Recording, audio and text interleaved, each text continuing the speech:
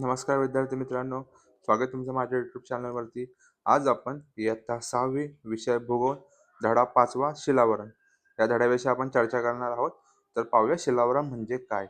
विविध भूरूपांनी नटलेल्या शिलावरणाचे रूप काळ दाब उष्णतेने घडते पृथ्वीचे स्वरूप. तर विविध रूपांनी शिलावरणाचे रूप नटलेले आहे. काळ दाब उष्णतेने पृथ्वीचे स्वरूप घडलेलं आहे. आता इथे दोन मुंग्यांचं संभाषण चालू आहे. तर एक पहिली मुंगी म्हणते की आपल्यापेक्षा ते मोठे वारूळ कोणी बनवले.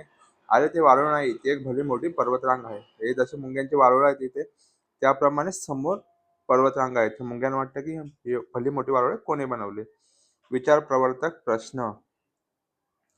निसर्ग निर्मित पर्वत असो वा मुंग्यांनी बनवलेले वारूळ असो, जे शिलावरणात आढळणारे आकार आहेत, असे कोणकोणते आकार शिलावरणाचे भाग आहेत ते शोधा. आता निसर्गनिर्मित पर्वत किंवा मुंग्यांनी बनवलेले वारूळ दोन्ही सेम सेम दिसतात आकाराने, फक्त आकाराने ते मोठे लहान मोठे आहेत.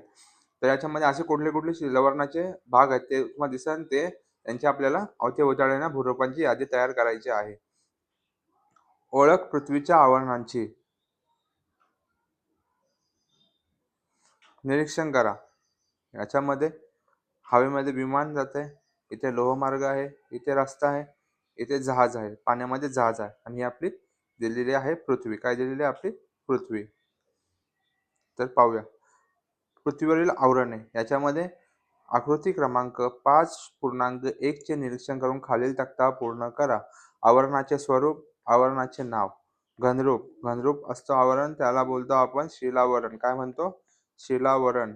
द्रवरूप असतो त्याला म्हणतो जलावरण. काय म्हणतो? जलावरण. वायुरूप असतो त्याला म्हणतो वातावरण. सजीवांचं वास्तव असतं त्याला म्हणतो आपण जीवावरण. आता खालील 5.1 चे निरीक्षण करा. खालील प्रश्नांची उत्तरे द्या. आकृतीत दिसणाऱ्या घटकांचे नैसर्गिक घटक व मानवनिर्मित घटक असे वर्णन करा. आता नैसर्गिक घटक काय आहे? पाणी, समुद्र नैसर्गिक घटक आहे. हवा नैसर्गिक घटक आहे. झाडं नैसर्गिक घटक आहेत. रस्ता मानवनिर्मित घटक आहे. लोहमार्ग मानवनिर्मित घटक आहे. जहाज मानवनिर्मित आहे. विमान मानवनिर्मित आहे. पक्षी नैसर्गिक घटक आहेत. कोणकोणते वाहतूक प्रकार दिसतात? तर आता आपले झाले, पहिला विमान प्रवास झाला, नंतर लोहमार्ग झाला, रस्ते मार्ग झाला, जलमार्ग झाला, असे विविध प्रकार दाखवले. पक्षी आणि विमाने कोणत्या आवरणातून प्रवास करता येतात? वातावरणातून. कोणत्या आवरणातून? वातावरण.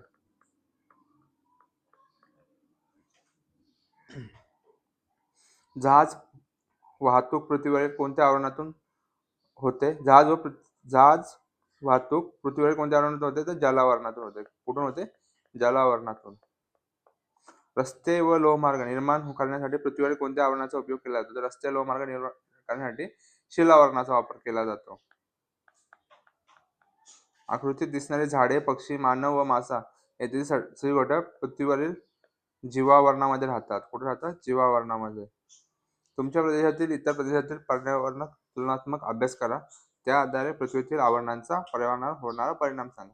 समजा तर आपण जर मुंबईमध्ये आहोत आणि कोणी जर काश्मीरचा विचार केला तर मुंबईमध्ये गरम हवा जास्त आहे, काश्मीरमध्ये थंड हवा जास्त आहे. नंतर विचार केला तर मुंबईमध्ये समुद्र आहे, तिकडे बर्फ आहे. तर असं आपण चर्चा करू शकतो तुलनात्मक, की कुठे काय काय आहे.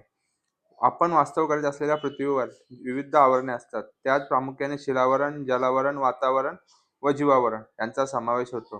त्याच्यामध्ये शिलावरण, जलावरण, वातावरण, जीवावरण यांचा समावेश होतो. जो पृथ्वीवर पाण्याचा भाग आहे तो झाला जलावरण.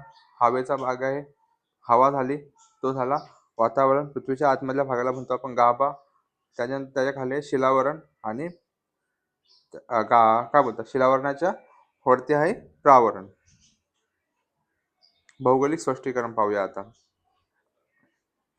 पृथ्वीच्या पृष्ठभागाचा सुमारे 71% भाग पाण्याने व्यापला आहे. सुमारे 29% भाग भूभाग हा उर्वरित सुमारे 29% भूभाग आहे. त्यालाच तो भूभाग म्हणजे शिलावरण. म्हणजे पृथ्वीवर 71% पाणी आहे, 29% भूभाग हा जमिनीचा आहे, त्याला आपण शिलावरण म्हणतो. ज्यास आपण भूखंड असे म्हणतो त्याला आपण भूखंड म्हणतो. पाण्याने व्यापलेला 71% भाग शिलावरणाचा आहे, ज्यास आपण सागरतळ असे म्हणतो. आणि पाण्याने व्यापलेला 71% भाग शिलावरणाचा आहे, पण ज्यास आपण त्याला सागरतळ म्हणतो. भूखंड हा शिलावरणाचा उध्वस्तर असतो, तर सागरतळाचा भाग शिलावरणाचा अधस्तर असतो. आता याच्यामध्ये सागराचा भाग येतो असतो अधस्तर आणि वरचा भाग असतो शिलावरणाचा असतो ऊर्ध्वस्तर. या शिलावरणाचा काही भाग जीवावरणानेही व्यापलेला आहे आणि त्यातलाच काही भाग जीवावरणाने व्यापलेला आहे. पृथ्वीच्या शिलावरणाची जाडी पृथ्वी भूपृष्ठापासून सुमारे 100 ते 150 किलोमीटर एवढी आहे. परंतु ही जाडी पृथ्वीभोवती सर्वत्र सारखी आढळत नाही. जी जाडी आहे भूपृष्ठापासून 100 ते 150 किलोमीटर एवढी आहे, परंतु सगळीकडे ती जाडी एकसारखी समान आढळत नाही.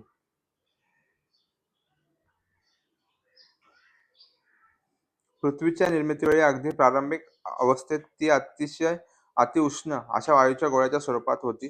कालांतराने वायुरूप गोळ्याचे घनरूपात रूपांतर झाले. आजची पृथ्वी अस्तित्वात आली, परंतु अंतर्भाग घनरूप पूर्णतः घनरूप नाही. हे आपण अंतरंगात अभ्यासणार आहोत. आता पृथ्वीची निर्मिती झाली तेव्हा पृथ्वी अतिउष्ण वायूच्या गोळ्याच्या स्वरूपात होती. कालांतराने वायुरूप गोळ्याचे घनरूपात रूपांतर झाले, म्हणजे जी हवा होती ती घनरूपात झाली. नंतर आजची पृथ्वी अस्तित्वात आली. परंतु पृथ्वीचा अंतर्भाग पूर्णतः घनरूप नाही. पृथ्वीचा अंतर्भाग आहे हा पूर्ण घनरूप नाही. हे आपण पृथ्वीच्या अंतरंगात तपासणार, म्हणजे पृथ्वीच्या आतमध्ये जाऊन आपण त्याचा अभ्यास करणार आहोत पुढच्या भागामध्ये. पृथ्वीच्या पृष्ठापासून क्रमाक्रमाने अंतर्गत भाग सावकाशपणे थंड होत गेला. तो घनरूप भाग शिलावरण बनला. आता पृथ्वीचा जो पृष्ठभाग आहे, हा पृष्ठभाग आहे पृथ्वीचा.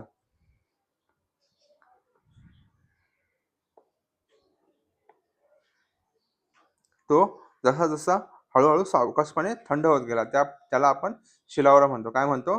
शिलावरण. शिलावरणातील पदार्थांच्या प्रत्यक्ष व अप्रत्यक्ष निरीक्षणाने असे आढळले की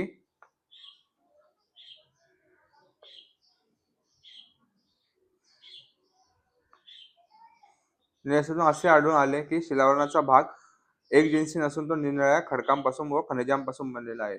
पृथ्वीच्या अंतरंगाचा अभ्यास केल्यास शिलावरण हे तुलनेने अधिक कणखर बाह्यावरण आहे. वैज्ञानिकांनी शिलावरणाचे 2 प्रकार मांडलेले आहेत.